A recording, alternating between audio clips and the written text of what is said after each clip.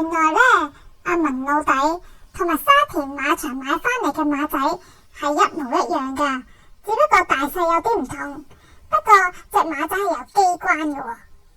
嗱，大家睇下，佢下面有個綠色嘅底座，其實係一塊磁石嚟噶，係可以掹開噶。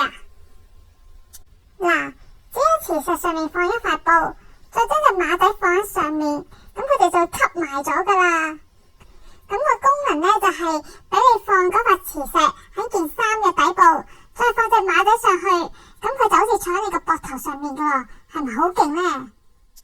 咦，文老弟啊，你幾時偷偷地生咗個仔，唔話俾大姐大大知噶？喂，唔好亂噏我喎，我仲老過你文文喵，點會係你個文老弟個仔呢？咁你係乜水啊？我係一隻冠軍馬嚟噶，今次翻嚟呢度係想搵翻我隻大比鳥噶。原來就係你隻衰馬拋棄咗大比鳥喺森林嗰度20幾年咁耐。哇，冠軍馬，你棄養寵物啊？乜嘢喎？你隻蔥油鴨唔喺度加鹽加醋得唔得啫？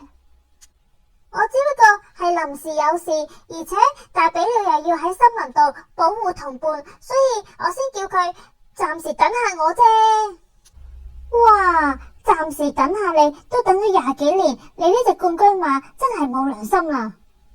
唉，我都喺度等我主人等咗20幾年，呢度森林都變沙漠啦，唔知我主人佢係咪出咗事呢？真係好擔心佢啊！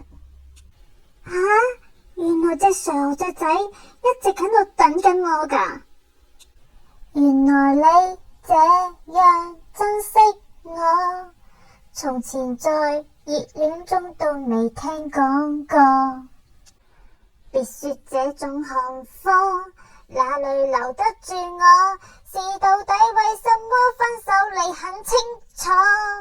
如何笨到底，但到底還是我，誰人對我好，對我差，太清楚，想繼續裝傻，卻又無力受折磨，心裏羨慕有些人盲目到不計後果，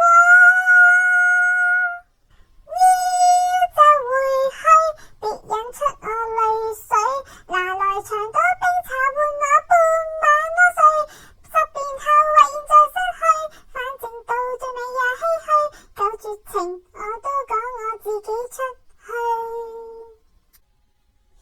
你隻衰馬馬掟低我20幾年，而家翻嚟就想接翻我翻去，好難啊！我而家一腳伸你落大西洋啊！